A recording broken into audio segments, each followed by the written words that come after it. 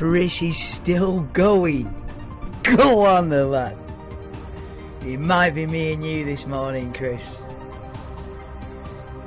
It's been a long night. It has been a long night.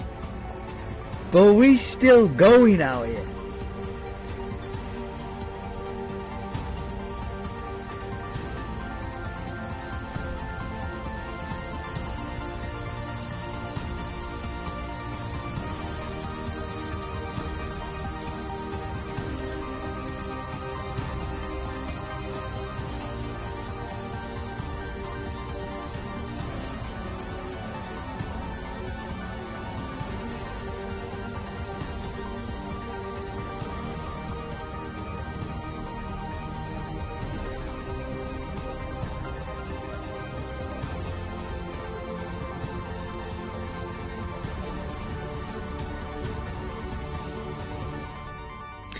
Hello and a big welcome to the channel. I'm the Motorsport Madman and this is Friday Practice 2 ahead of the 2022 Japanese Grand Prix. This is round 18 out of 21 and we are back live for the second practice session. It is 6:50 AM and it has been a long night. There has been no sleep, not a wink of it. But we're back for the second practice session because we love it. This is what it's all about. FP1 was wet, there wasn't a hell of a lot of running, but we saw Fernando Alonso set the fastest time, and weirdly, on a very strange incident, right at the end of the session, well actually after the session had finished, Mick Schumacher stuck it in the wall after the session was finished. So work that one out. On his way back to the pits after the session was over, Schumacher crashed it into the wall, wrecked the front end of that Haas. I don't know if he's wrecked both front corners, but yeah, I don't think he'll be coming out at the beginning of this session, if he will see this session at all. But welcome back, welcome back. I know there ain't going to be a lot of people in this stream. We are talking 5 to 7 on a Friday morning, so it's a heavy one. Big ups to you, Chris, and anybody else in. Please do drop me a like. Obviously helps YouTube notice the channel and maybe put me on the list with the other Formula 1 channels, and we can start growing a bit of a community. Please do subscribe as well if you are new, if you are a Formula 1 fan. Listen, if it can be live during the Japanese Grand Prix weekend, and this is the schedule for the weekend, by the way, guys. This is the heaviest schedule, probably the... Oh, do you know what? You can still see them lights behind me. Wait there. You can actually see the lights. That's mad. But yeah, this is the maddest schedule of the season, probably. Yeah, no, it is. China's mad, but we haven't had a Chinese Grand Prix for a few years. But yeah, this is it. So we are there now. Practice 2, 6:50. That's what you're watching right now. Tomorrow, I'll be back 10 to 4 in the morning for practice 3. Because I'm a madman. And then quali starts at 7. Be live at 10 to 7 for qualifying tomorrow. And then the race. It's an early race. 6 AM start for the Grand Prix. I usually go live half an hour before the start of a race, but when it's at 6 o'clock in the morning, I probably just go live at 10 to 6, just long enough to say hello, see what's the situation, what's the grid lineup, and then we'll start. So that's it. So we're doing practice 2 right now, and see what's going on. Now I've got a feeling. Let me get the live timings up. The session starts in about 5 minutes. I've got a feeling that this practice 2 session, in fact I'm going to get the headphones on so that I'm not giving misinformation, but I've got a feeling this practice session is a little bit different from the norm.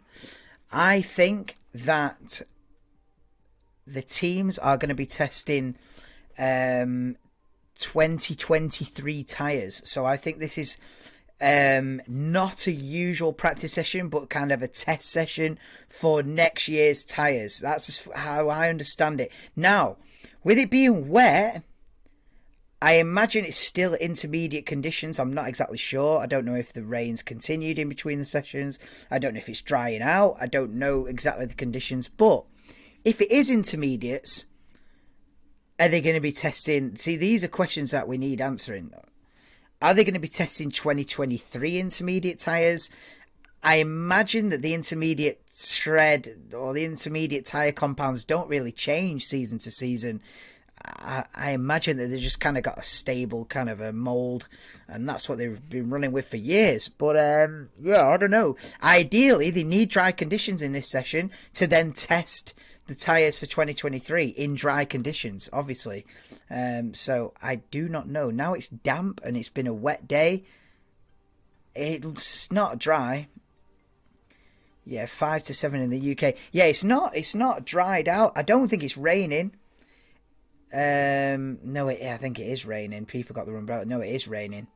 It is raining. So I don't know what they're going to do. They're going to have to postpone this tyre test. Maybe they're just going to have it as a normal practice session. We'll find out. We'll see what they say. But it was supposed to be a tyre test, as far as I knew, as far as I understood it. But because it's wet, I don't know. I don't know the scenario. But yeah, FP2 in Japan. And we're here. I don't know what I'm going to be able to ramble about for the next hour, but we'll get through it. We'll get through it. It has been a long night. Here we go. It was meant to be 90 minutes of Pirelli tally. That's been cancelled. Right, okay. Okay. So this 90-minute Pirelli tyre test, which is what it was supposed to be, has been cancelled. Okay, so it's just going to be a normal practice session, which is the right thing to do. And I think David Croft just said in Mexico they will do the tyre test, which is a good idea. Smart decision all around. With rivers going across the circuit, it's not the ideal conditions to be doing any kind of testing for 2023. So there you go. It will just be a regular 1 hour session in the rain. And now they talk about the Mick Schumacher crash, which is clumsy. You don't want to be crashing at practice anyway, but certainly not after the session's finished. Mick Schumacher sticking it in the wall. I'd literally ended the stream. Well, I was on the outro graphic, and then I was just watching the thing, and we're seeing a replay of it here. I was on the outro graphic, session over, see you later, guys.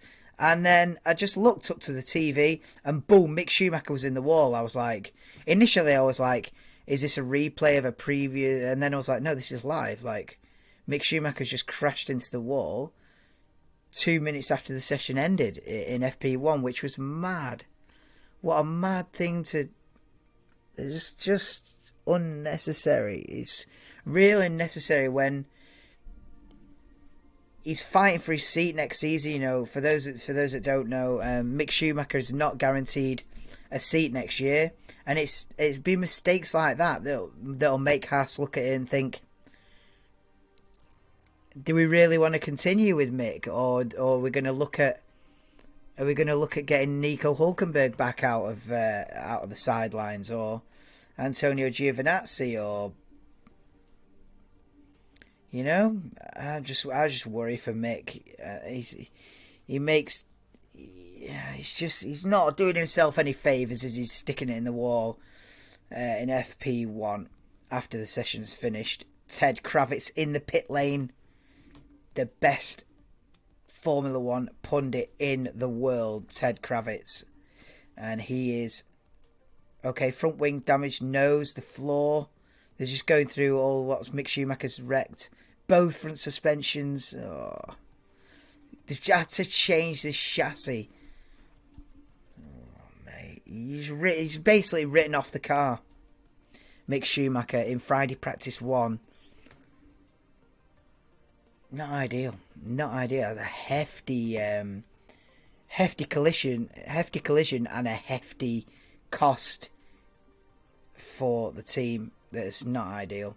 as we see Daniel Ricciardo clambering into the car. In fact, I'll get the timer going in a second. Yeah, so the session is underway. It's been set for an hour and 30 minutes, though. We'll see if that continues. I wonder if I can even do a timer for that long. Let me see if I can do an hour and 29. That's a long session. Practice sessions used to be standard an hour and a half. But these days, practice sessions are an hour. But this one looking like it's going to be an hour and a half. I thought they'd cancelled that tyre test thing, but I don't know why it's continuing to be an hour and a half. Can we do an hour and a half on the timer? I think so. What if I go like... What if I do... 120... 9, 8, 7, 6, 5, 3, 2, 1.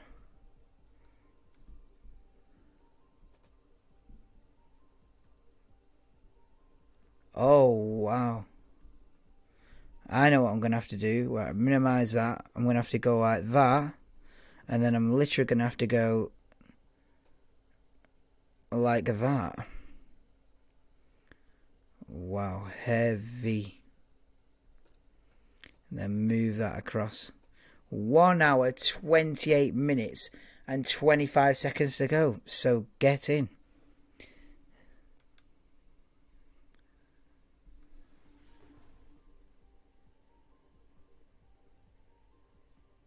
Will remain. Okay.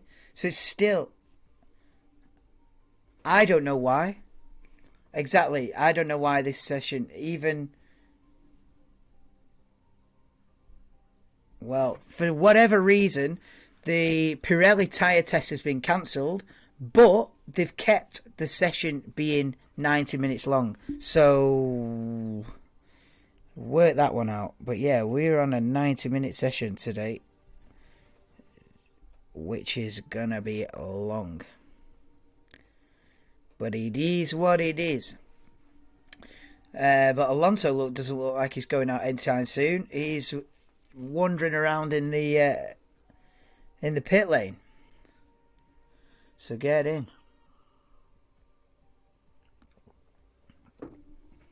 Leclerc, red balaclava on. But nobody going out immediately. Session's already 3 minutes in, and it's a quiet start. Subjects to talk about in chat, please. Valtteri Bottas on the pit wall. He ain't going out anytime soon either. The thing is, they know. This just... This just proves that the hour practice sessions is a dub. The hour practice sessions is the way it should be. Because when it goes to a 90-minute session again, they're just going to hang around. Especially when it's mixed conditions like this. It's a wet circuit. They've already done an hour in the wet this morning. So they're not desperate to get out there. So it just kind of kills it. Kind of on a dead one, but...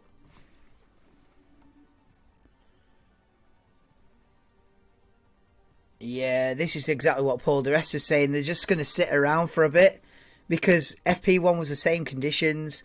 No one's on an emergency to get out there, but I can hear an engine though.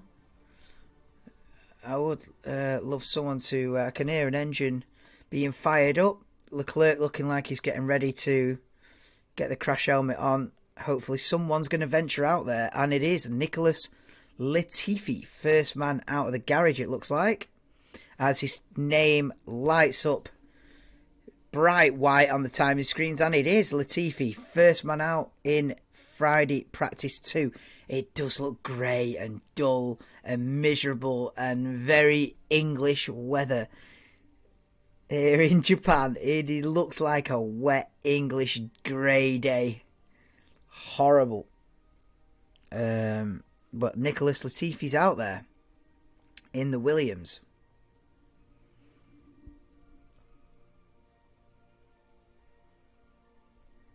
And yeah, this river's going across the circuit. The conditions look, dare I say it, worse than FP1. Yeah, look at the spray. The rooster tail coming off the back of Nicholas Latifi's Williams is extreme. And yeah, the river's coming across the circuit as well. You got to be so careful. Mick Schumacher saying after his crash in FP1 that it was just aquaplaning off the circuit. Okay.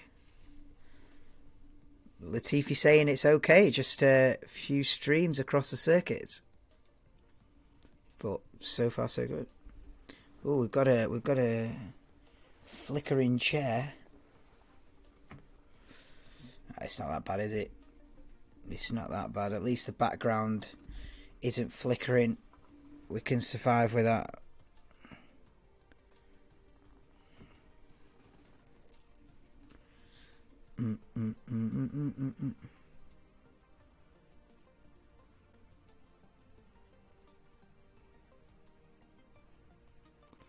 As Latifi comes around the final corner to start a flying lap, then we are on board with Latifi, only man on circuit at the moment, down into turn 1 then, in the wet conditions on the extreme wet tyres, and very cautious turning in.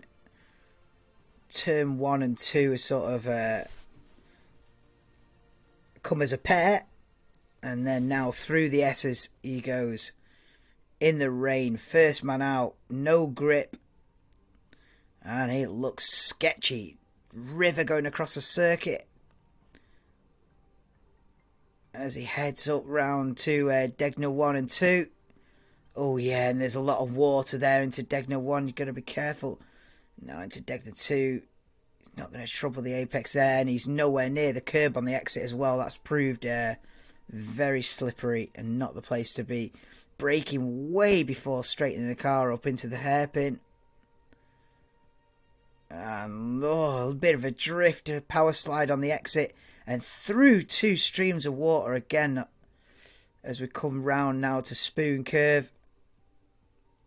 And Carlos Sainz looks like he's ventured out onto the circuit as we're still on board with Nicholas Latifi round Spoon Curve. Careful on the power. And now heading up the hill towards 130R.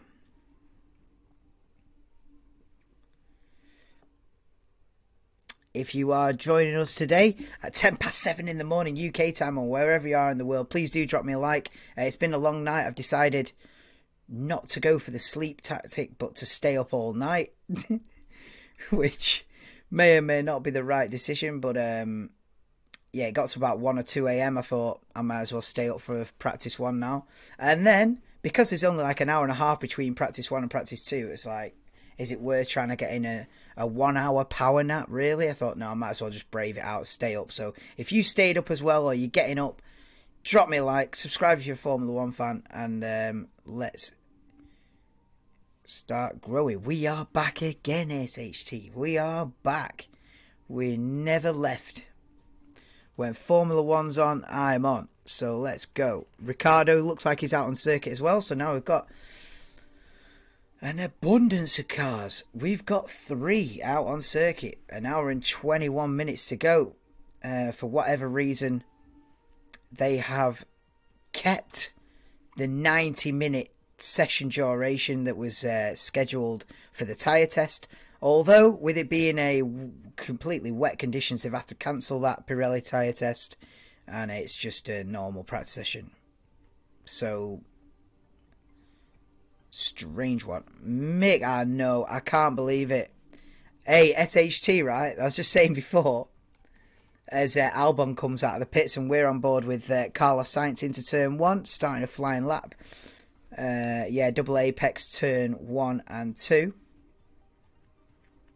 Yeah, so it was weird, that crash at the end of FP1 for Mick Schumacher, because the session was over. I was literally playing the outro graphic that I've got, outro music fully on. I looked up at the TV, And Mick Schumacher had binned it. And I was looking at it and I was like, is this a replay? Are we watching something from a different year? And then it was just slowly dawned on me. I was like, this is live. He's crashed after the end of the session on his way back to the pits. And I was just like, what is going on here? And I'm a Mick Schumacher fan.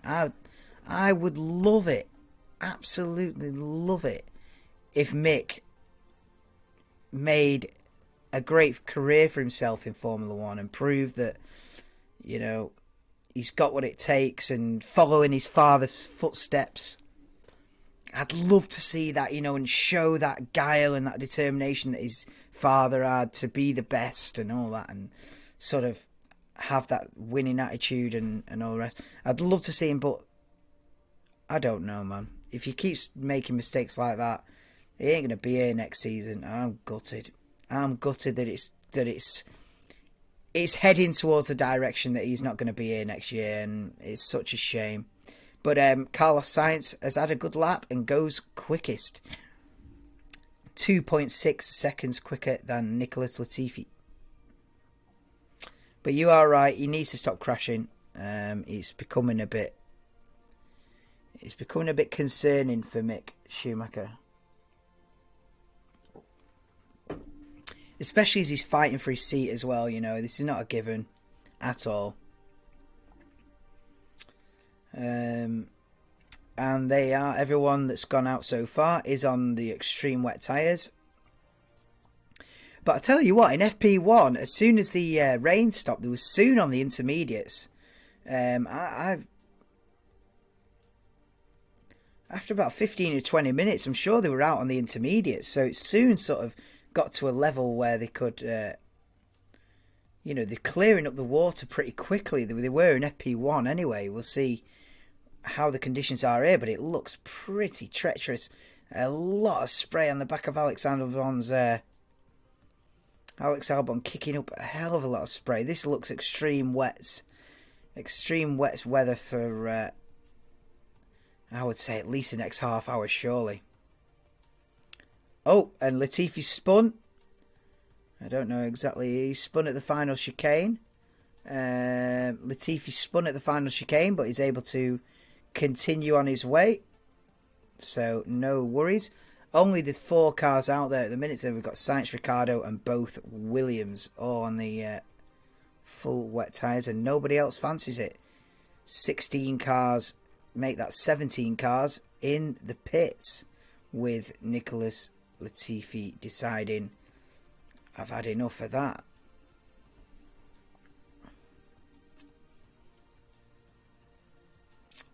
They're just interviewing Mario Isola?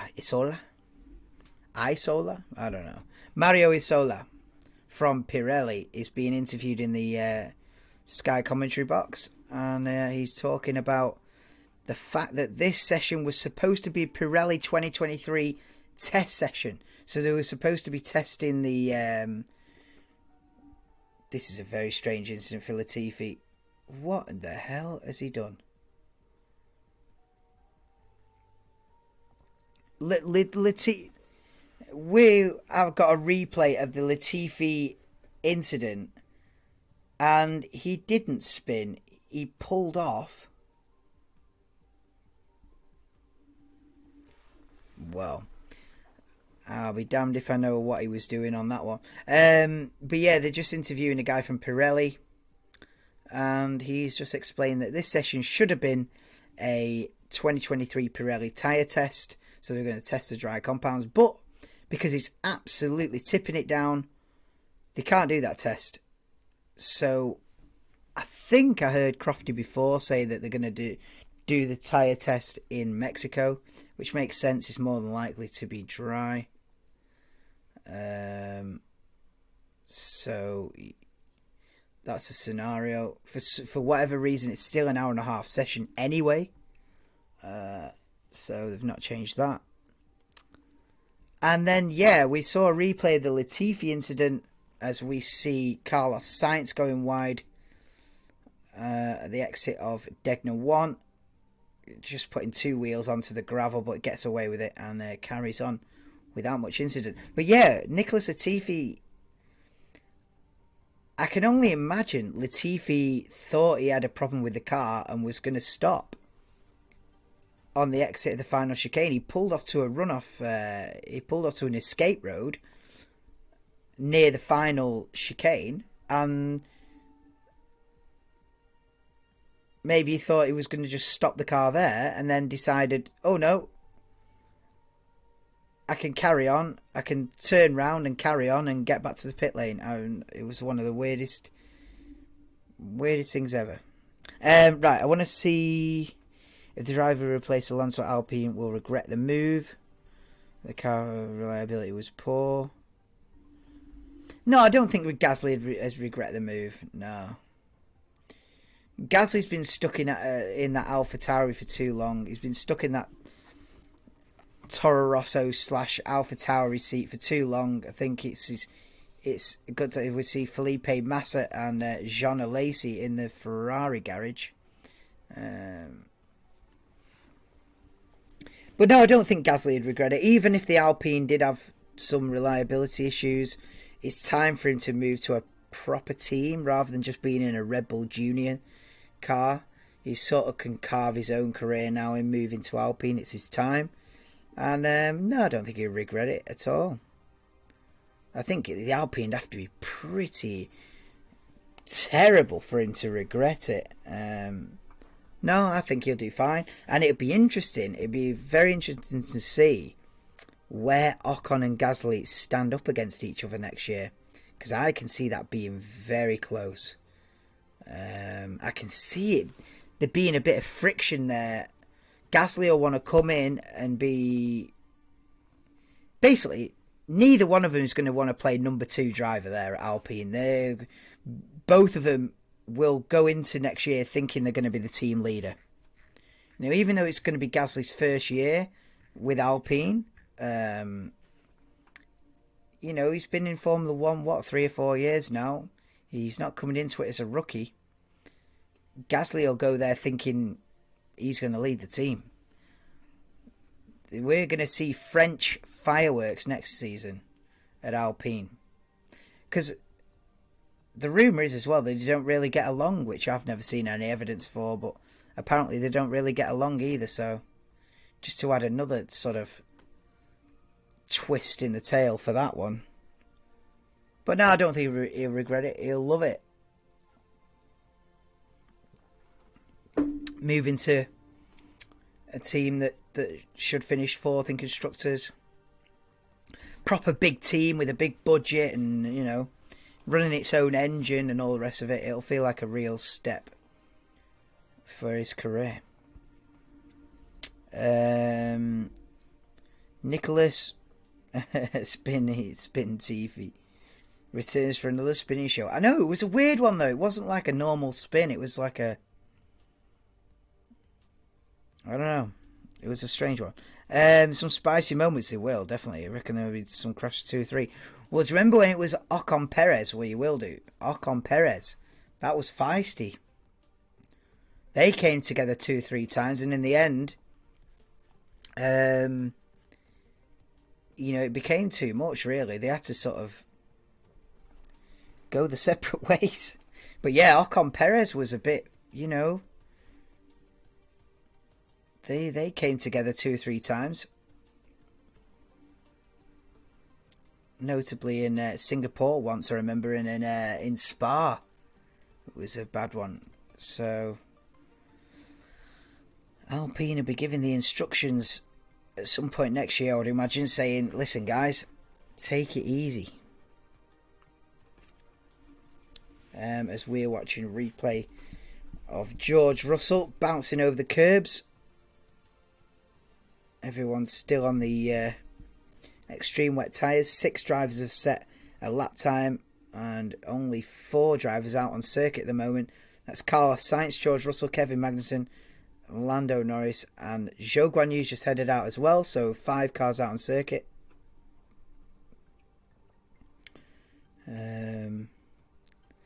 I don't know how far along they are with the Mick Schumacher repairs, but I imagine if Mick sees any of this session, it might just be the last few minutes, if at all.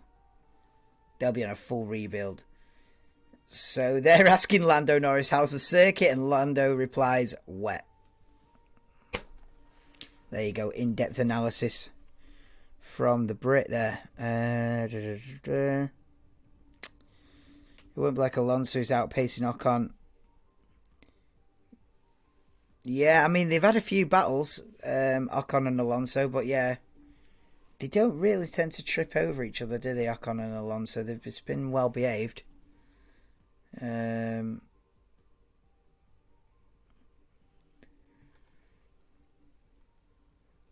Alonso has been sort of getting the better of Ocon, I suppose, but they both have the problems. What else? Baku 17, Singapore 18. Yeah. You see, you can't be tripping over your teammate. Nope. As Magnussen sets a 1:52.9, 7th fastest. Everyone on the full wets. It is Sainz on a 1:49.6, who's quickest at the moment from both McLaren's Norris and Ricciardo and Russell. Both Williams of Albon, Latifi, Kevin Magnussen and Zhou Guanyu. The other 11 drivers haven't set a lap time yet. Well, 12 drivers haven't set a lap time yet, but Zhou Guanyu is on the final sector and is personal best. So he looks like he's going to be the 8th man to set a lap time in the session with 1 hour and 8 minutes to go.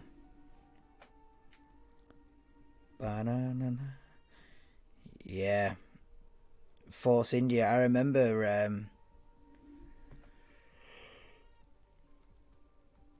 Zhou Guanyu goes P6 then, quicker than Latifi and Magnussen. And into turn 1 he goes.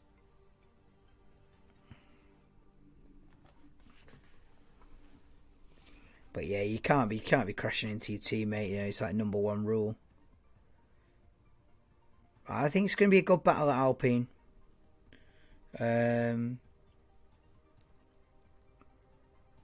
Also, it'd be very interesting to see how Oscar Piastri does against Lando Norris. That's going to be an interesting dynamic.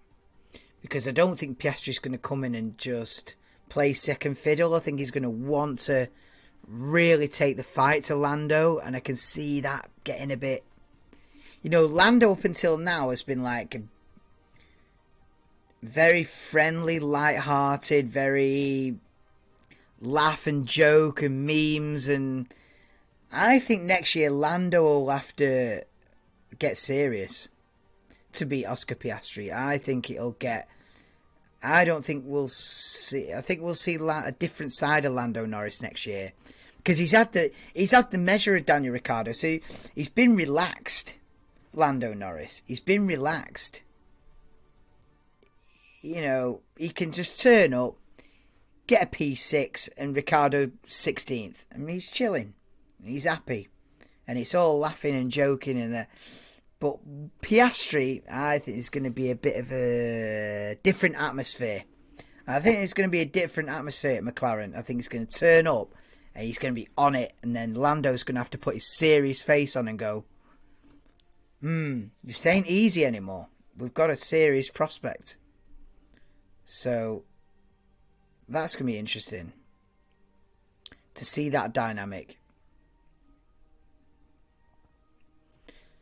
Also, if the Mercedes is quick next year, which I hope it is, the dynamic between Lewis and George will become interesting, because it's alright George beating Lewis this year when they're going to be like 4th and 6th in the championship. Like, who cares? Like, it doesn't really matter. But if they're in the fight next year, that dynamic could get interesting, because Lewis won't want to get beaten in a season where they're both fighting for the championship. No chance. It sort of doesn't really matter this year, in a way, when you're fighting for 6th in the championship. So I think that's going to get a little bit Interesting. Next season. The Force India days were the best of the rest, top 5 in the grid. Yeah. Those Force India days. Or the Racing Point days. With the pink Mercedes. And the year before that, when they were the BWT. Was it Force India that? Was Racing Point 1 season or 2? I can't quite remember. It all sort of blurs into one. Because it was Force India for ages, you know, like 15 years, wasn't it? And then it went Racing Point just for a couple of seasons. And then, boom, Aston. Oh no, was it Racing Point for 3 seasons?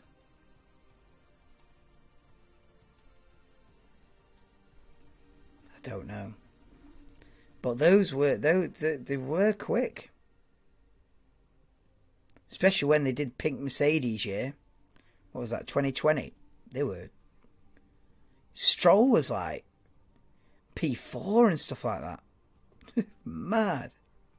In fact, pole positions and stuff. Crazy. Yeah, Racing Point 19 and 20, yeah. They were quick. They were quick.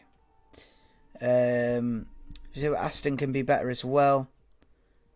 At least fight for points will be better in this season. Yeah, you've got to think that Aston will make progress. Surely. Aston might be sort of the biggest difference from last season to next. Sorry. Aston might... Sorry, I'm really tired, so if I mix up my words, I apologise. I've been up all night.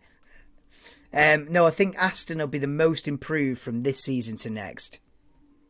Yeah, I think they've got to. They've probably promised Alonso the world. They've got to deliver at least some of that. I think you'll see a scenario where Aston Martin finish 9th in constructors this season, but then come out with the 4th fastest car next season, something like that. Yeah, they've got to vastly improve. As we see Lewis Hamilton on the extreme wet tyres go quickest of anybody in Sector 1. We have got currently George Russell out there, Lewis Hamilton, and both AlphaTauri. So both Mercedes and both AlphaTauris are out there at the minute. It's still Sainz as it stands, quickest on a 49.6, but that looks like it's going to be beaten by Lewis Hamilton as he launches it into 130R. Ooh, he has to lift off, perhaps shift down a gear there. Braking into the final chicane. Now he's gone green, personal best in the middle sector, purple in the first as he comes round the final corner now. Lewis Hamilton to the line then with 1 hour 1 minute remaining and goes quickest by just over 1/10 of a second then. A 49.5, pretty much dead on for Lewis Hamilton. Goes quickest.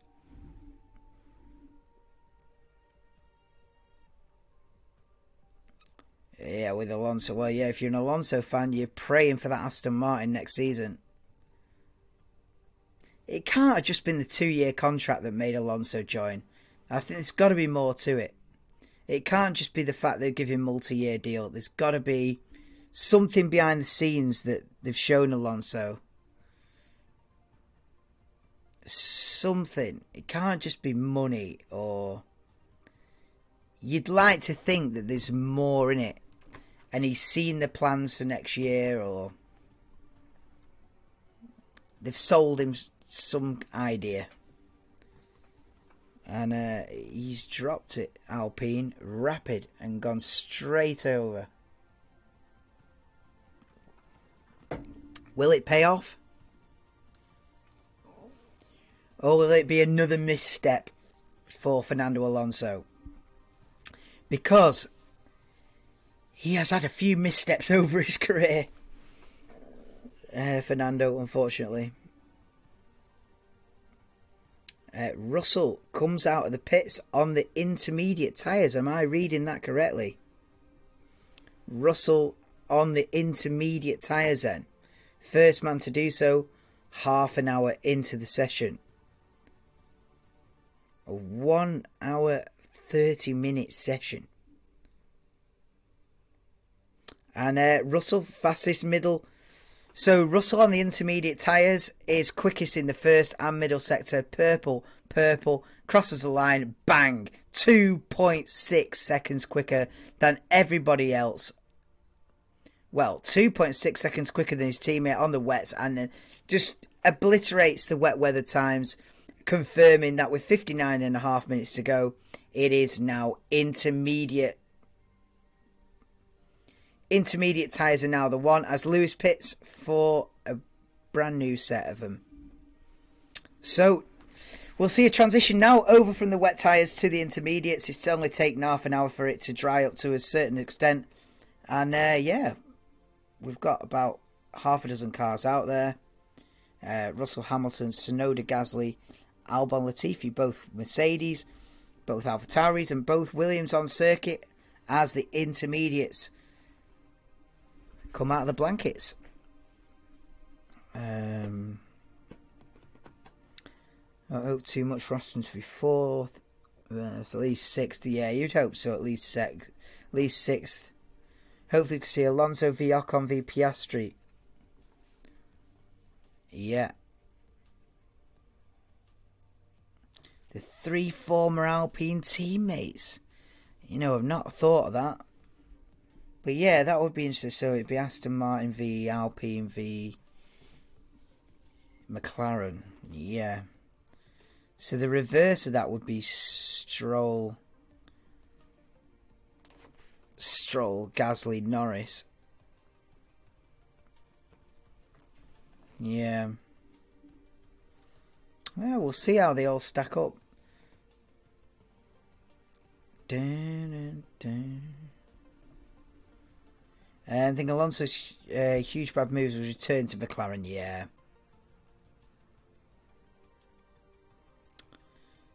His first move to McLaren and to Ferrari weren't bad. Yeah. Yeah, returning to McLaren when they just got the Honda engine was disastrous. Who was he with before that? Ferrari. He went straight from Ferrari to McLaren. Yeah, 2015, McLaren. Oh, no. Absolute nightmare, that.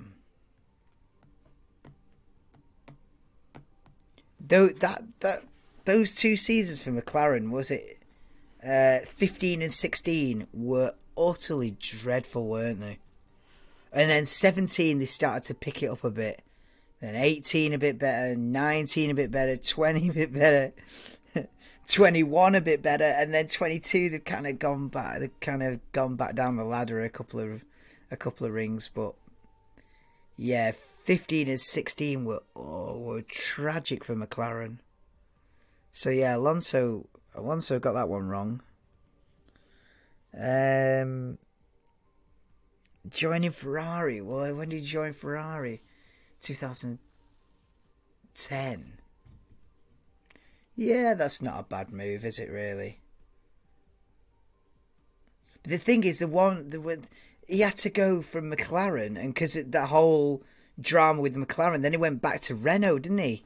For 2009. 8 and 9, wasn't it? I mean, yeah, he was driving for Renault 2008 and 9. Wild.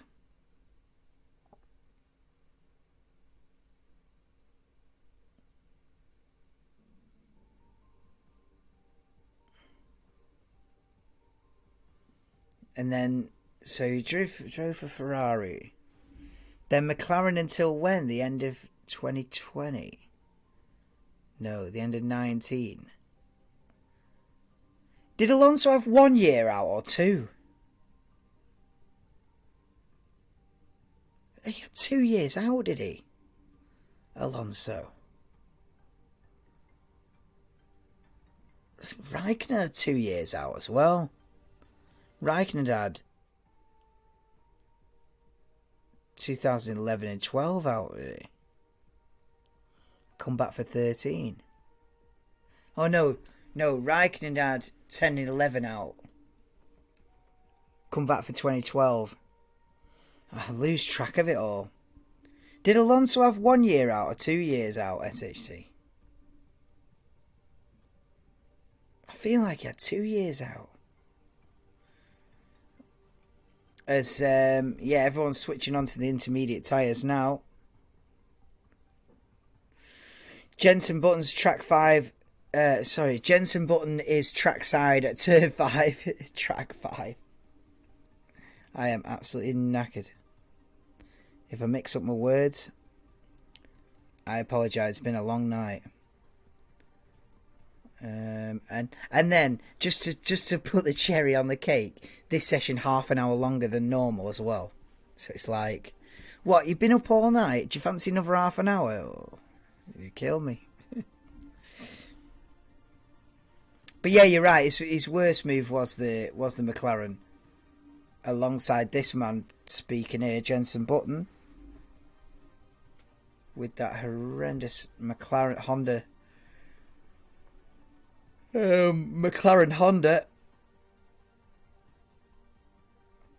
Interestingly, Honda, having announced that they're leaving Formula One, probably about this time last year,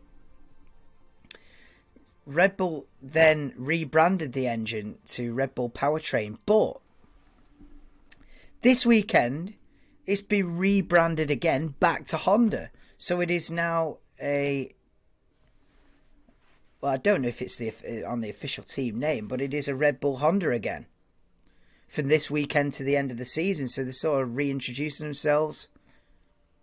Yeah, I don't really know. A Honda pulling a U-turn on the decision to leave? I don't know. Is it a reintroduction? Is it just for a few races and then will it go back to Red Bull powertrains for next year? I don't know. As we see Yuki Tsunoda off the circuit at Degna 2, but he has bounced across the gravel and carried on. Everyone on the intermediate tyres, and we've got now a flurry of cars. About 16 cars on circuit now. Replay on board with Yuki Tsunoda, and as he flies into Degna 1 and it's still wet there and just understeers straight off into the gravel, and it's a good job that there's a lot of runoff. There's good job that is a big gravel track because he used nearly all of it. Yuki Tsunoda, as he just launches it into Degna 1, and wow, there is not enough grip there, son, and just understeers straight off. Wow, taking way too much speed into that. Surely that was way too ambitious, and that's going to create a great slow motion photography moment as he's skating through the gravel 150 mile an hour. And we've got a Ferrari off Charles Leclerc. I don't know if he's hit the wall, but he's at the hairpin down at turn 11. So Leclerc at the hairpin, turn 11. I don't know if he's hit the barrier. We'll have to see a replay, but it just showed him stopped. He has now rejoined the circuit. He had to put it in reverse and sort himself out. He's now rejoined the circuit. I don't know if he made contact with the wall. The car's still in one piece. There's Leclerc's Ferrari. Maybe he just stopped before the wall. We're going to see a replay of it now then. Charles Leclerc into the hairpin turn 11 and locking the front wheel.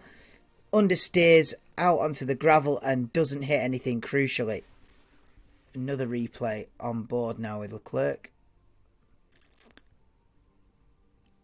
Here we go then. So he hits the brakes and it just locks the front left and he just understeers off into the gravel, bouncing across.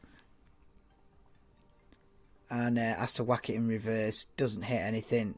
Luckily for him and Ferrari.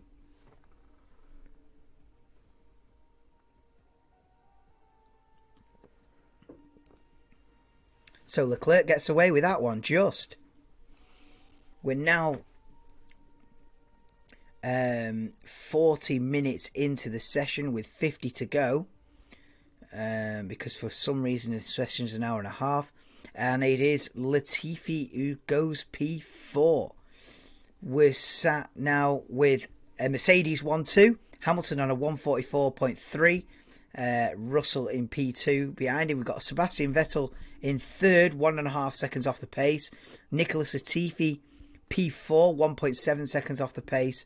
Lando Norris is 5th, Yuki Tsunoda 6th, Lance Stroll 7th, Pierre Gasly 8th, Alexander Albon 9th, Kevin Magnussen 10th, Daniel Ricciardo 11th, and then we've got a couple of times on the wet tyre that's about to be obliterated as Yuki Tsunoda goes 3rd and is immediately beaten by Sergio Perez, who goes 3rd. Still 1.2 seconds off Lewis Hamilton's time in the Mercedes of a 144.3. Albon goes P6 for Williams, so it's 6th and 7th for the two Williams guys, as now the track starts to improve and we see purple sectors everywhere. Hamilton quickest of anyone in sector 1, Verstappen quickest of anyone in sector 2.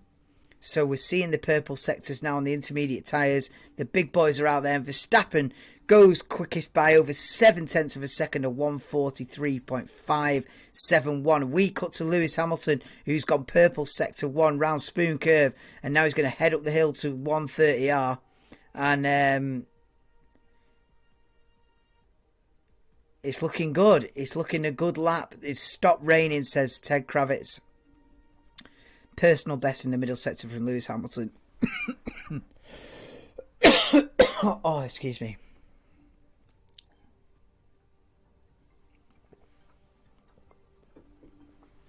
So Alonso's not been out there yet, but it looks like he's about to join the circuit. So Alonso has missed, well as Mick Schumacher. Alonso and Mick Schumacher not been out yet. Obviously Mick with the damage from the crash at the end of FP1. But Fernando is about to become the 19th driver onto the circuit as Bottas goes P4 on a 144.9, 1.3 seconds off the pace set by Lewis Hamilton. So Hamilton did improve and go quickest. The gap between Hamilton and Verstappen with 47 minutes to go in FP2 is 35 thousandths of a second. They're 1 second clear of George Russell in 3rd, and we've got Bottas, like I was just saying, and Zhou Guanyu makes it Alfa Romeo 4-5. Stop the count. And Verstappen now goes quickest again.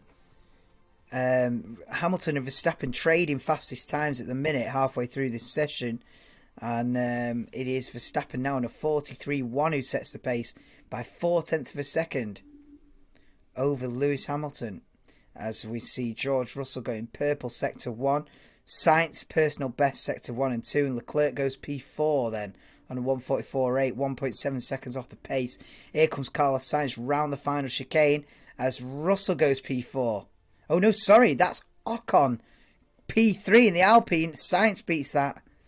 A 143.691 for Carlos Sainz takes him 3rd. So it was Ocon who went to the top of the times. He's now 4th.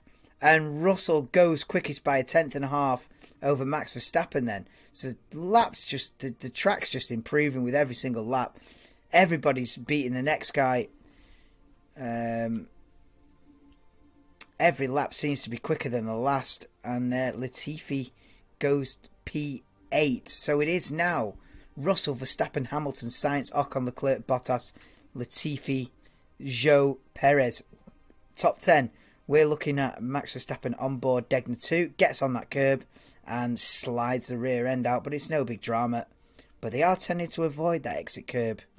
Does seem very slippery. Yeah, they try and get on the power on that slippery curb, and it goes nope.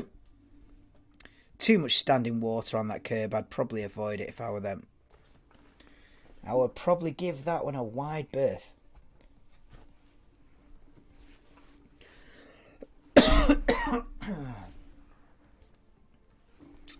I wonder what's happening with Denver. Let me have a Twitch check up. Oh, he's not on anymore. They must have ended it. Mind you, he's flipping his work colleague with what, a meeting and stuff, so they've ended it.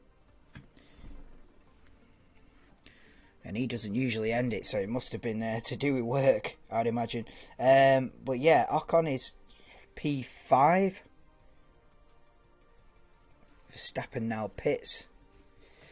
But pretty much everyone's out there apart from Verstappen, Leclerc, Gasly, Alonso and Schumacher. But Alonso, I think, is about to go out. Hamilton now goes into the pits after that little stint.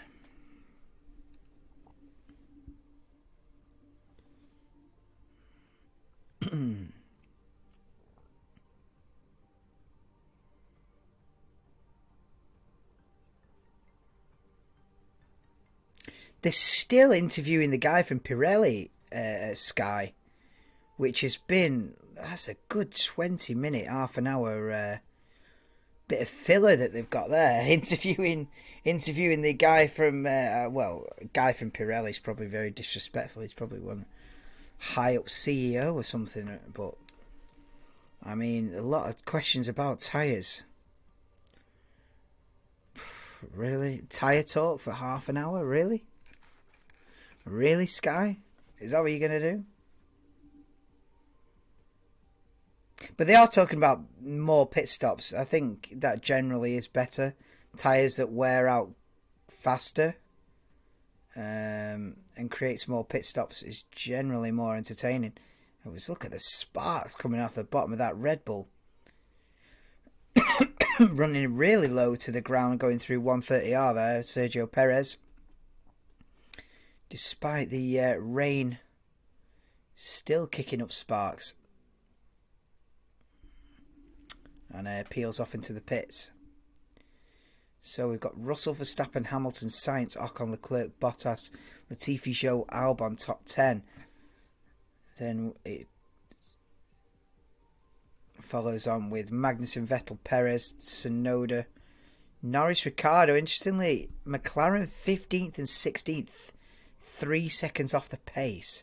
Unless they've not been out there in the last 10-15 minutes or so when it's really started to dry out.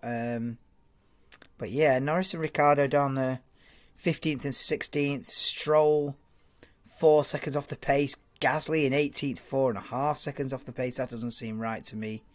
Maybe they've not been out in the last sort of 10 minutes or so. But Vettel goes out there now on an outlap.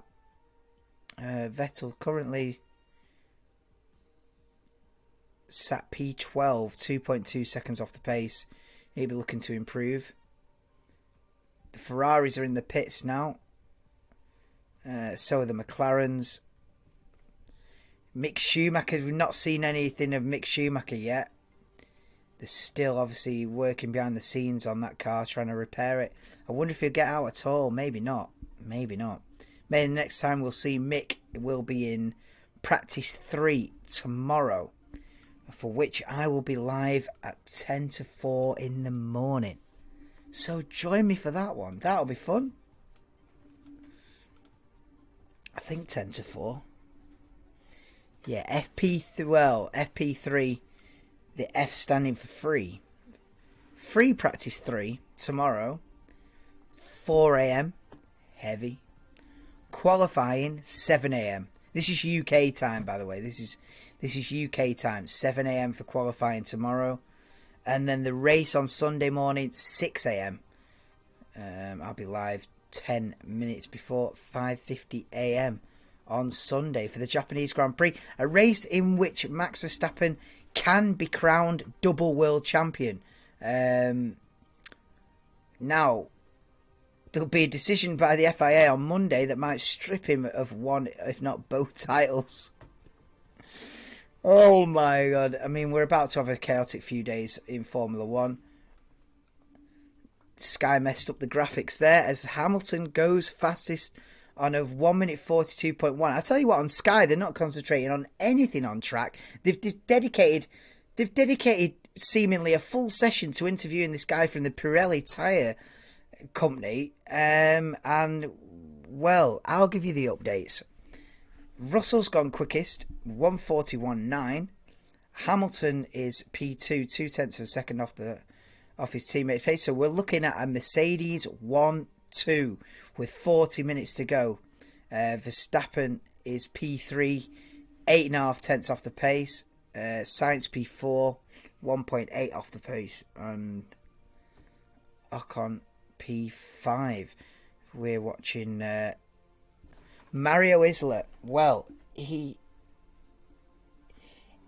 got a lengthy interview. Did old Pirelli Mario there? Isla. Well, there you go. I think every single tyre question must have been answered in that one. Yeah, so the Pirelli tyre test, which should have been right now, but because of the wet conditions, they couldn't do it. And the Pirelli tyre test will be moved to Mexico in about 3 weeks. So, yeah. I would imagine the conditions will be better. Front tyres are getting way too hot through the lap, says Max Verstappen on the radio.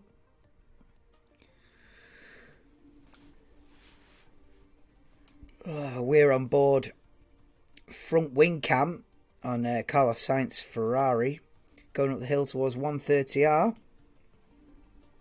Currently P4 1.7 off the pace, and it is a poor middle sector for Sainz. Maybe those tyres have done a fair few laps, would be my guess. We've got about half the field out on circuit at the minute. Both Alpines, both Mercedes,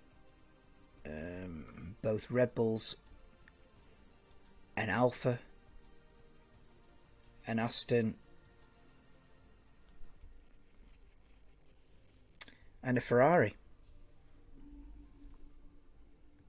We're on board with Sergio Perez on a bit of a flying lap coming out of the turn 11 hairpin, round this long turn 12 into Spoon Curve. Let's have a look at the grip here. Oh, you can just throw it in. I tell you what, the grip's not bad on these intermediate tyres. It might look... It looks treacherous conditions, but there's a fair bit of grip out there. Jenson Button is trackside at the final chicane, I think. Here comes Sergio Perez then. Oh, he has got a superb place to watch. Wow, a Jenson Button has got a heck of a spot to watch Formula One there. To his left is the final chicane. To his right is Dunlop. Which is where? Heading down to Degner 1 and 2? Yeah, it is. Oh, it's an incredible place to stand.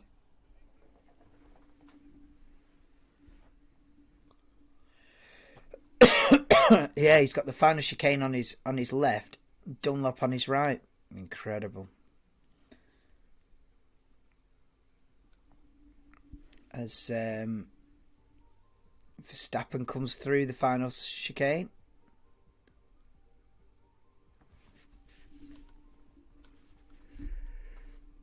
Oh dear.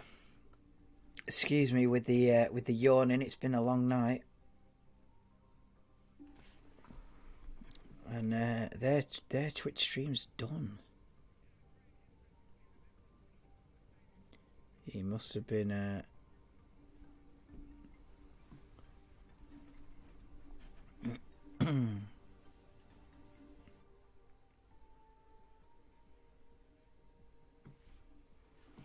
So both Mercedes guys have gone back into the pits then.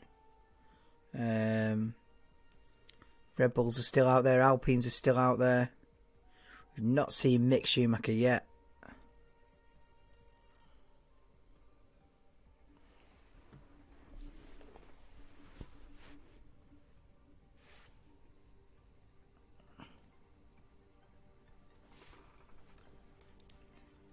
I think everybody's peeling into the pits at the minute then. So Alonso in, 35 minutes to go.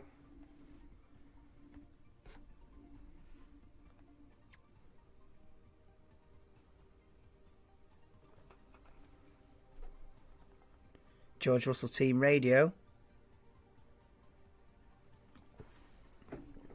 asking for the weather forecast.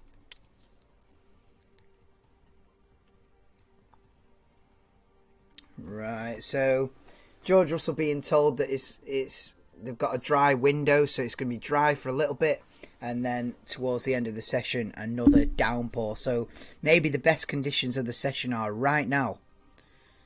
So you'd expect to see everyone out on circuit pretty soon. But we have got 18 cars in the garage. Make that 17 cars in the garage as Alonso joins the two Red Bulls out on circuit. 34 minutes to go in this extended FP2 session. As practice, it's usually an hour these days. But we've got a special edition 1 hour 30 minute session. Just because. Cut to some Alonso fans in the garage. Thank you, Fernando, says their banner. As we get the artistic slow-mo of Fernando Alonso, you can see the whites of his eyes. What film's that out of? If you can see the whites of their eyes, they're standing right behind you. There's some villain in some film.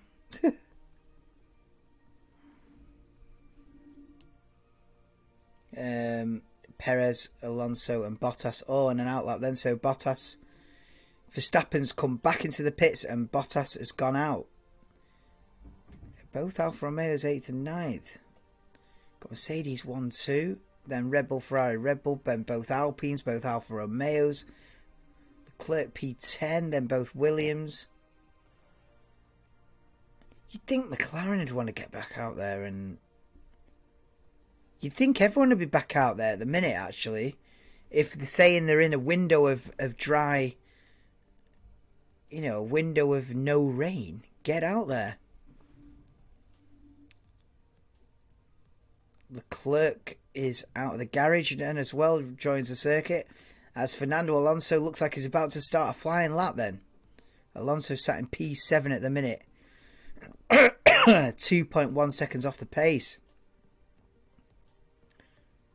Round turn 1 and 2 he goes.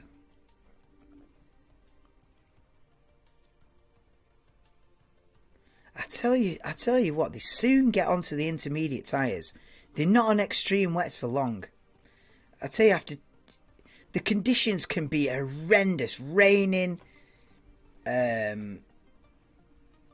and they soon clear that water up and get the intermediate tyres on within half an hour. They're on the intermediates. It's kind of wild.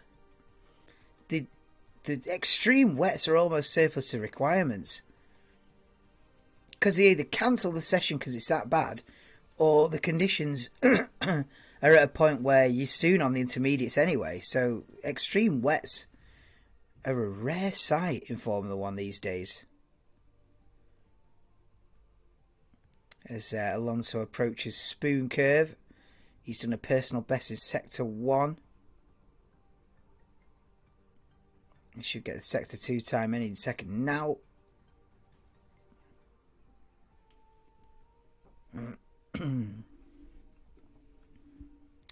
As Perez goes P4 then, improves slightly with his lap time. So we've now got a Mercedes 1-2, Red Bull 3-4 as Alonso personal best middle sector.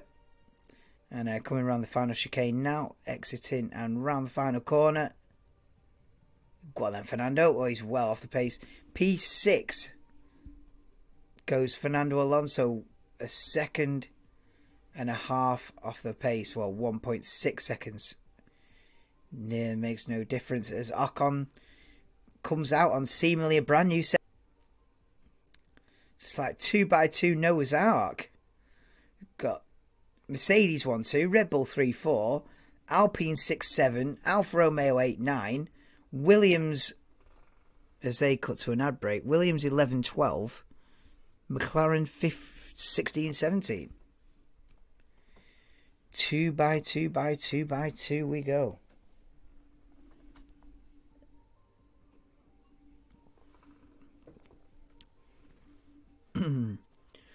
Bottas goes P7 for Alfa Romeo. And we are now into the final third of the session. Mm-mm.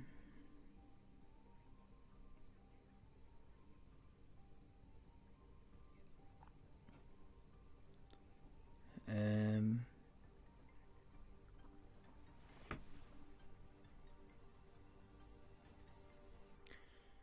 dun, dun, dun, dun.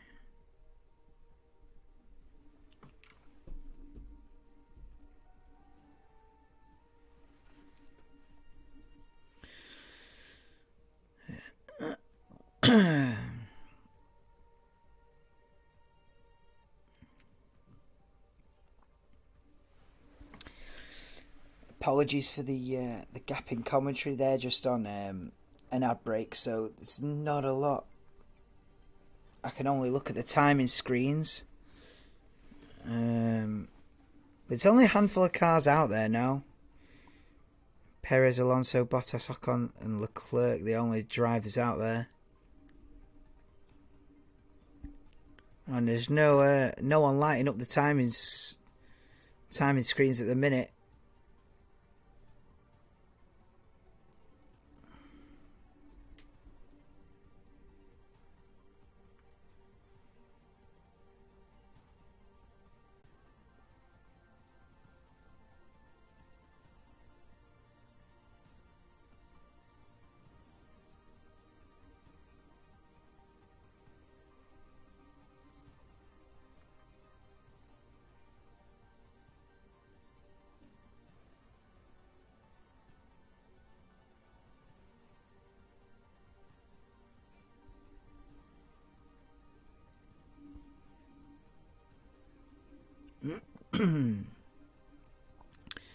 Looks like Science has gone back out there.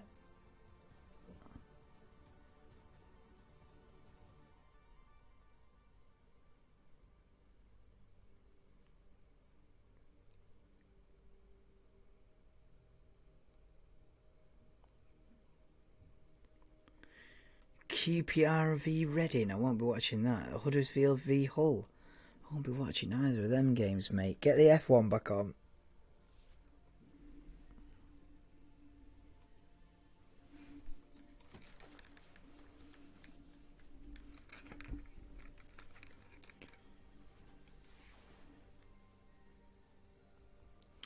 Perez pits then, so we've only got Sainz, Alonso, Bottas, Ocon out there. Leclerc goes out as well. Only Ferrari and Alpine fancying it with 27 minutes to go. I swear this is a long ad break as well. Even they don't know what to talk about. Come on, let's get it back on. Let's have a look. Let's have a look what's happening, guys. Here we go. Alonso team radio. Oh, is it raining again? Is this why? Is this why we're only seeing 4 or 5 cars out there? Because it's raining. Leclerc complaining, feeling still really bad. Trying to make it better. I don't know what he's talking about, but Leclerc not happy with the car. Replay on board with Sergio Perez as he heads into the turn 11 hairpin. Oh, it's the understeer, same thing as Leclerc doing it. Just locks the front left and understeers straight off the circuit. Doesn't hit anything, just to skirt around the outside of the gravel and rejoins, bouncing over the gravel there. But rejoins for Sergio Perez. Just a scratch. But yeah, 25 minutes to go. We've still got a Mercedes 1-2. Russell from Hamilton. Then come the 2 Red Bulls of Verstappen, Perez. And then we've got Sainz, who's currently sat on the pit wall. He doesn't look like he fancies going out anytime soon. But Leclerc, his teammate in P10 in the Ferrari. What's that? A good 2.7 seconds off the pace. Leclerc could be looking to improve if it's not raining. Leclerc coming round the final couple of corners to start a flying lap as they cut to Otmar Safnauer, the Alpine team principal, on the pit lane.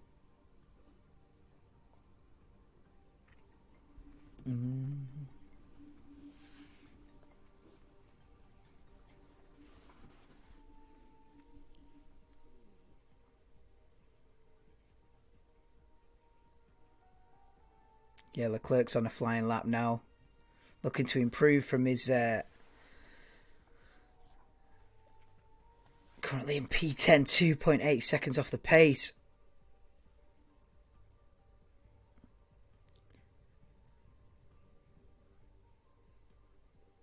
I think Russell's come out onto the circuit.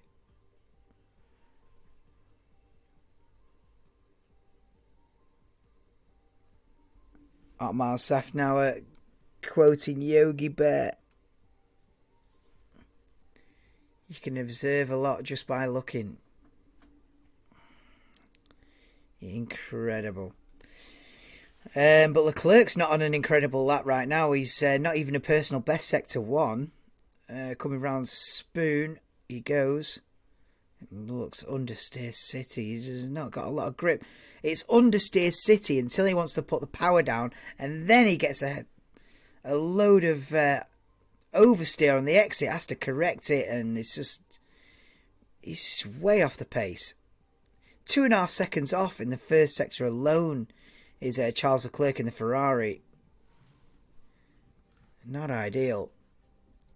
23.5 minutes to go in Friday practice 2, an extended Friday practice 2, due to a tyre test that was supposed to take place but was cancelled due to wet weather.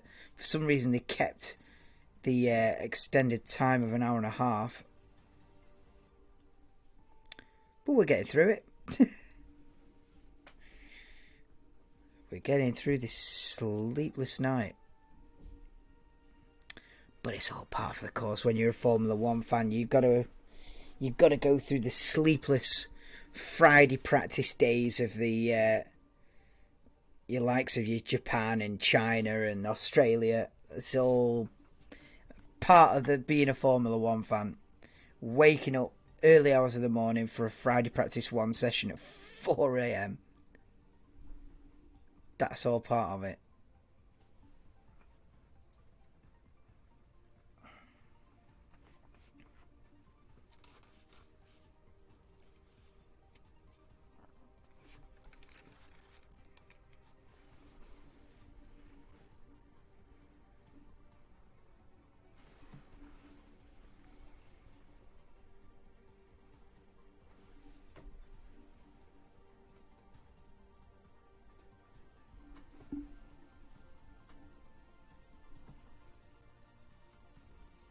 Few more cars going out on circuit now, about 7 or 8 of them out on circuit, both Williams, both Mercedes. Yuki Tsunoda's out there.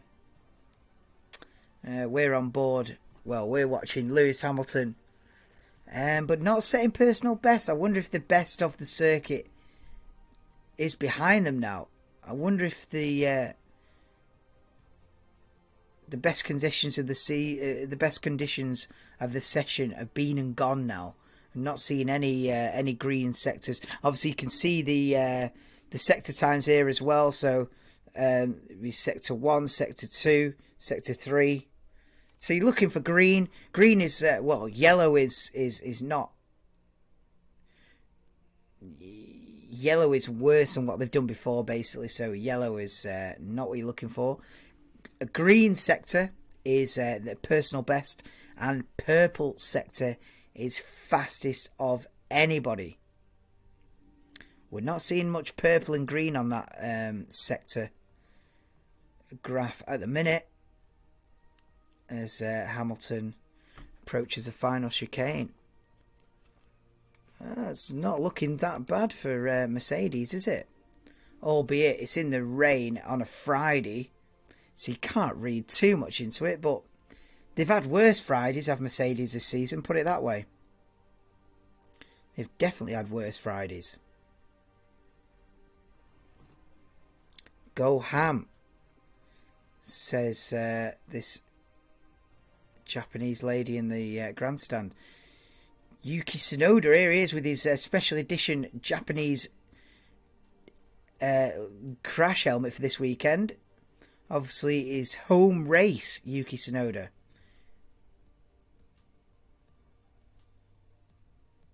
I'd love to see him score some points this weekend.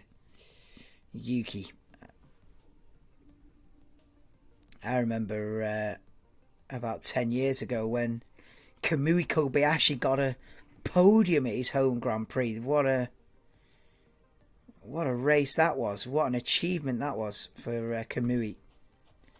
Clinching the podium at home. I remember all the fans were chanting, Kamui, Kamui. Yeah. Epic times. Don't think Yuki's going to be able to put off a podium this weekend. If he does, it would be truly heroic. He'd be just looking to scrape a point or two. Also, AlphaTauri are messing about with the nose of that car. They've got at least 2 different concepts, which they seem to switch and change and swap around. They've definitely got 2 different noses. They've definitely got 2 different noses that they run on that AlphaTauri. Definitely. Because one's a lot more squared off with like a bulbous underneath, and then in Singapore, I've seen this much more rounded nose. I mean, it's just a small detail, but definitely running 2 different specifications of front wing. Experimenting with them. AlphaTauri. Kobayashi had a really good 2012 season with Sauber. He did. It's weird that Sauber doesn't want to keep it. I know. It is strange that. I think, did he end up going to like Caterham or something, didn't he? And then that was it then. It was like game over. I think he went to Caterham with like Kovalainen or something. Wasn't it like Kobayashi and Kovalainen or something like that? And then obviously the Caterham was just, you know, a back marker, put it that way. It was a back marker. So then, you know, then he's qualifying 22nd and finishing 21st.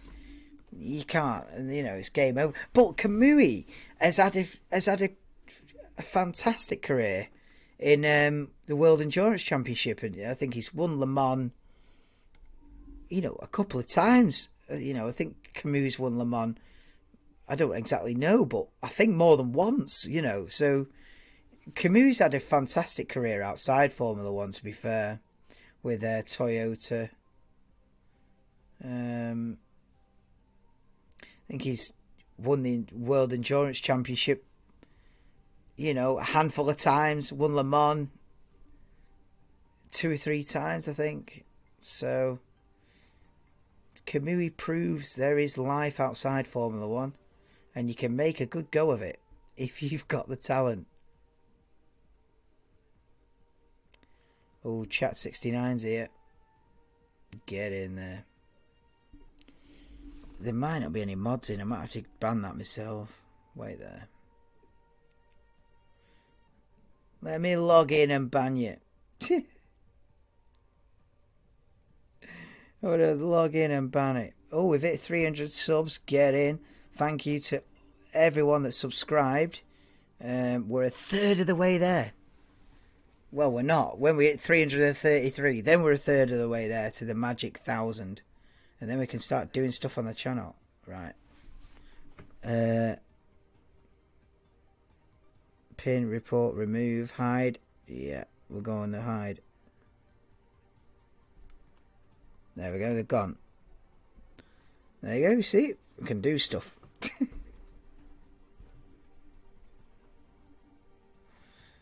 They've been slunk, yeah, because I don't think there might not be any mods in, you see. Because Nesto, it'll be like 2 a.m. in America. Chris, well, it's been up all night like me, so he might have flaked out. Well, there we go. I managed to ban him.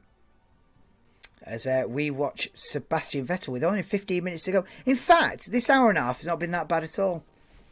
You know, we soon find ourselves now, 15 minutes to go. We're nearly through it. You know, it's been pretty long, but we'll manage. But Vettel, I think the best conditions of the session are definitely behind us now. I don't know if it started raining, bit of drizzle or what, but There's no personal best sector times coming in. As Sebastian Vettel in the Aston Martin racing at Suzuka for the final time, saying in an interview that it has affected him differently this weekend, more than others. Sort of the realisation that retirement is close, I suppose. And this is one of the great circuits, and he probably thinks, it's starting to hit home for Sebastian Vettel that he is retiring, and you know, this is the last time he'll get to race around Suzuka in this kind of equipment anyway. So, yeah, a bit of a sad one.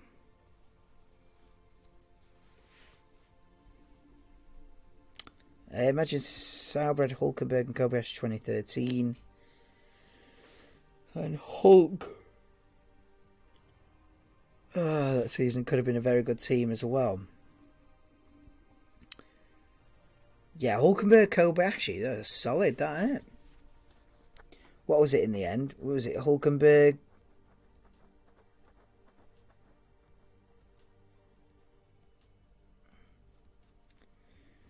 Was it Hulkenberg and the guy, the Mexican guy, Gutierrez? Is it like Hulkenberg Gutierrez or something like that? I feel like it was something like that. And flipping Kamui went to Caterham. No. He was good, Kamui. He should have had a full career in Formula 1. He should still be here now, you know what I mean? Like, he should be... Do you know what I was thinking the other day? There's not many drivers that get to decide to retire from Formula 1, is there? There's not many that get the privilege of a full-fledged career, is there? That they make it all the way through from being like a 21-year-old youngster all the way through, and then they decide they're going to retire. There's actually not many. Most of them just fade away at some point, like Hulkenberg, or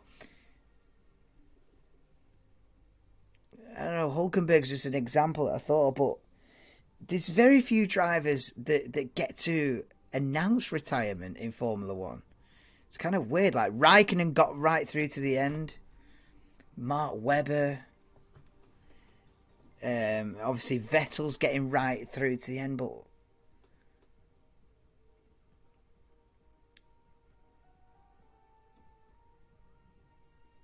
really, it sort of happens where drivers become sort of surplus to requirements as they sort of get to the mid-30s, and then they end up like Roman Grosjean. Sort of, he's not retired, he's just had to move on.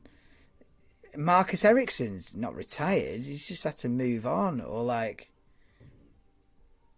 I don't know, who else?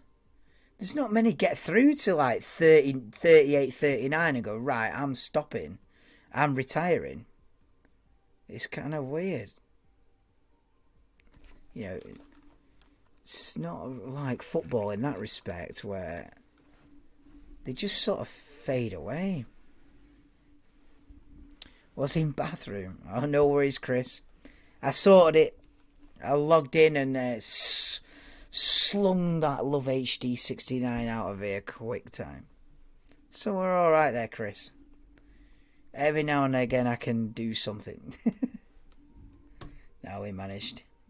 It's all right, my lad. I tell you what, Chris, fair play. You've just stayed the course. You stayed up all night. As soon as this session ends, boom, I will be out for the count. And this session, we've got 10 minutes. An extended session as well, just to for the extra challenge.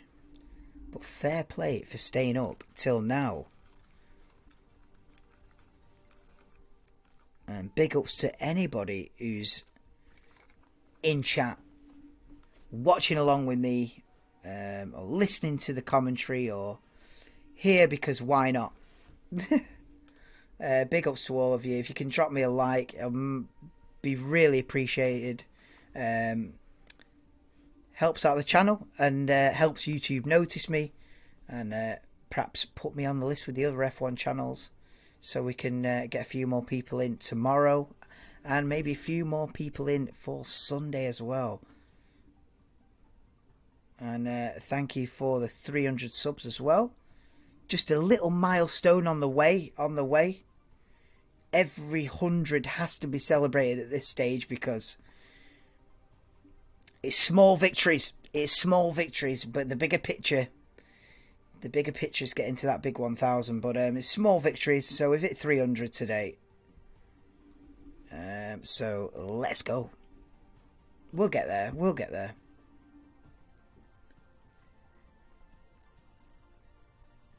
Hopefully before I've gone grey and old and decrepit we'll get there, but we'll get there.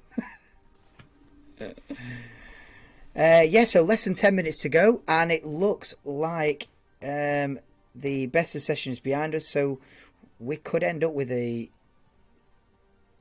Mercedes 1-2. But it's seeming like, from what Ted Kravitz is saying here, that Mick Schumacher will not get out in this session.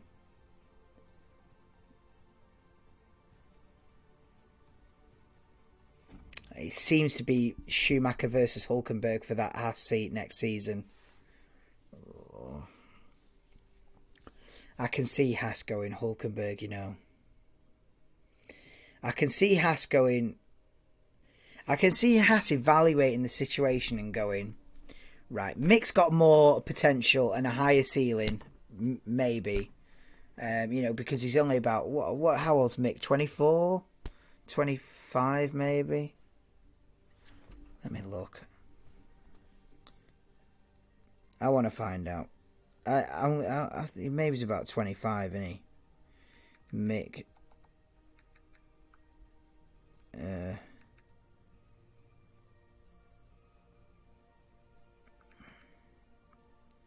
How old are you, Mick? How old are you, Mick?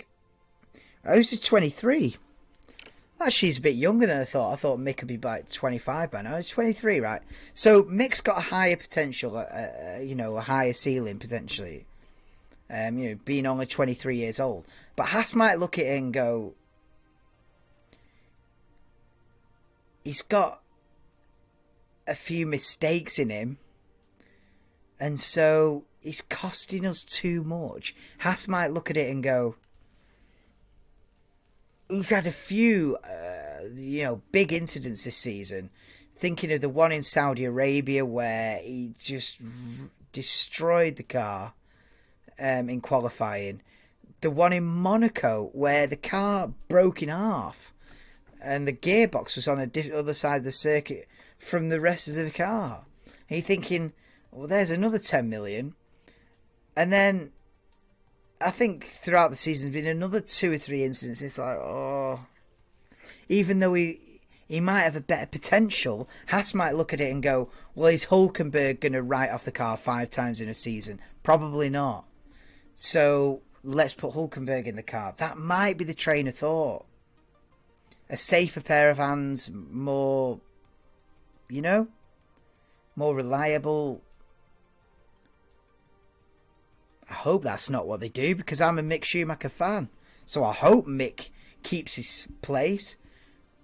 But at the same time, if I was completely unbiased about it and I'm sort of a Haas management, I'm thinking, is this guy costing us tens of millions a season? And Hülkenberg may not cost us tens of millions a season. Let's get him in, you know? Shame, but maybe true. Maybe true. But yeah, less than 6 minutes to go in the session as we are watching Pierre Gasly. It's Pierre Gasly round the S's of Sector 1. Yeah, sum up today, they're saying in this commentary box. Wet, damp, sleepless, and why has Mick crashed after the session ended?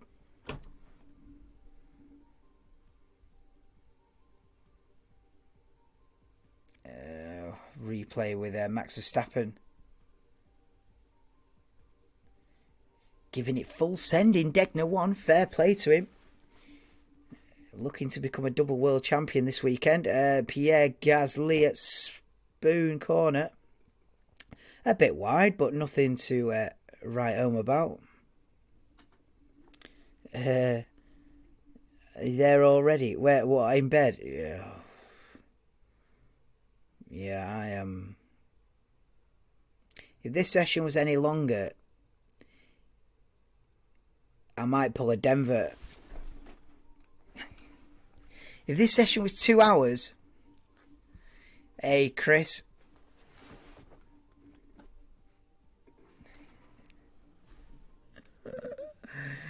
Oh, it's been a long night. Kobayashi didn't race in F1 2030. Ah, there you go. So he went out and come back again. Hey, there's not many do that, is there? Go out for a year and come back again. I wonder if Ricardo will get away with doing that. Yeah, Caterham signed him. Was it Kobayashi Ericsson? I thought it was Kobayashi. What did I say before? Kovalainen. Was it not Kobayashi Kovalainen? I know that Kovalainen drove for that team at some point. Maybe at different times. As Magnussen goes P5. Okay. Okay. Kevin seems to be the only driver that's improved in the last sort of 40 minutes or so. Half an hour or so. Yeah, Kevin Magnussen goes P5, 1.2 seconds off the pace. Whether anyone will beat the 2x2 of Mercedes and Red Bull at the front remains to be seen. But Kevin slotted it P5 for Haas. Old and decrepit. No, you're doing all right yet, Chris. There's life in the old dog yet. Is that a saying, or is it? Yeah, it's life in the old dog yet. Yeah, so no, that's a saying, isn't it? There you are. You're still alive and kicking, my lad. You're doing all right.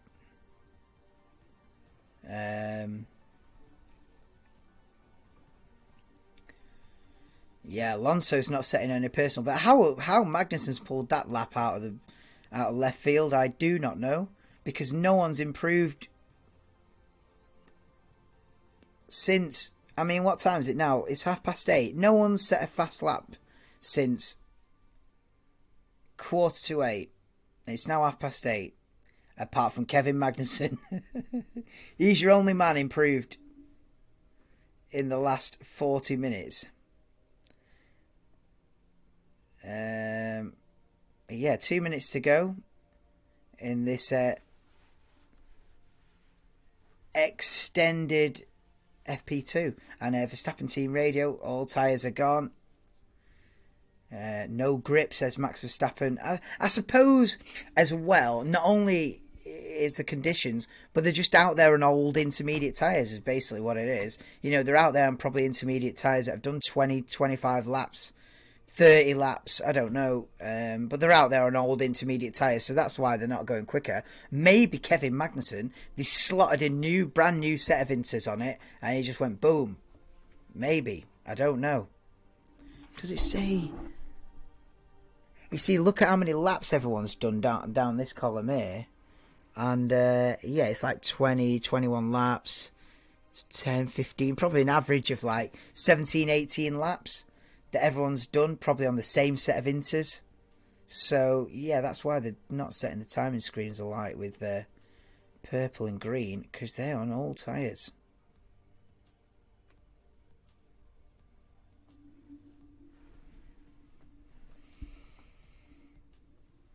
Max Verstappen running a little bit. Yeah, we're looking at the tyre wear on the front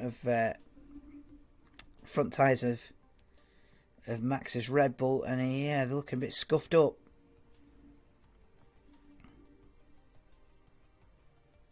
And it's George Russell as the timer ticks down to the final few seconds of the session. And then everyone's going to cross the line, and that's going to be it. Mercedes 1-2. So we had Alonso quickest in FP1, and it's looking like Russell quickest in FP2. looking like it's going to be Russell, Hamilton, Verstappen, Perez, Magnussen, Sainz, Alonso, Bottas, Ocon, Zhou, Leclerc, Latifi, Albon, Tsunoda, Vettel, Norris, Ricciardo, Stroll, Gasly and Mick Schumacher down in 20th, who did not get out after his crash at the end of FP1. They're still repairing the car and he has missed an entire session. That's it, the checker flag's out, the session's over. Nobody's improving, everyone's just going to finish their current lap.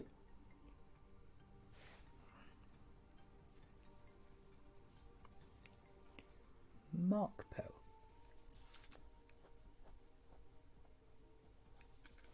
I remember that actually. They're just talking about the Korean Grand Prix going dark in 2010. That was epic, that. But yeah.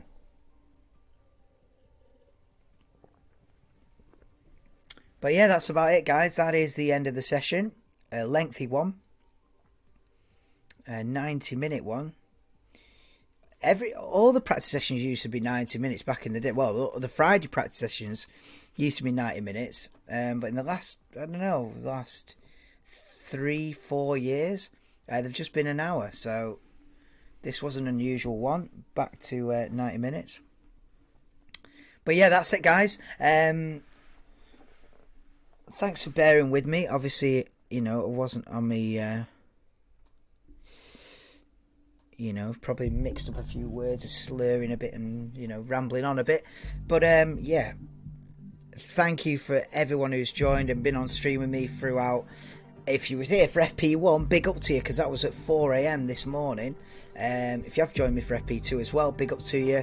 Thank you for every single one of you that's watched this. Please do drop me a like, it helps me out. Subscribe if you're a Formula 1 fan. I'll be back tomorrow, 4 AM again.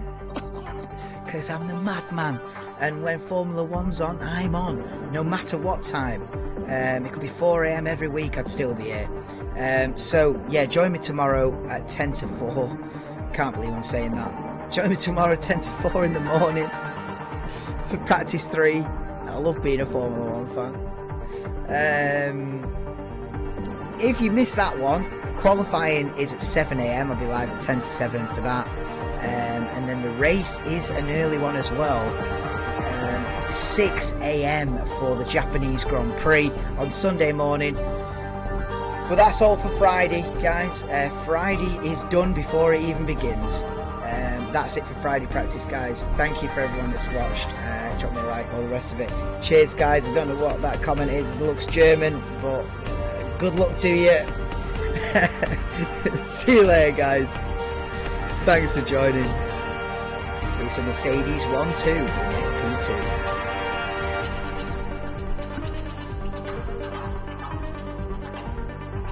No problem, Chris. Thanks for being here and bearing through.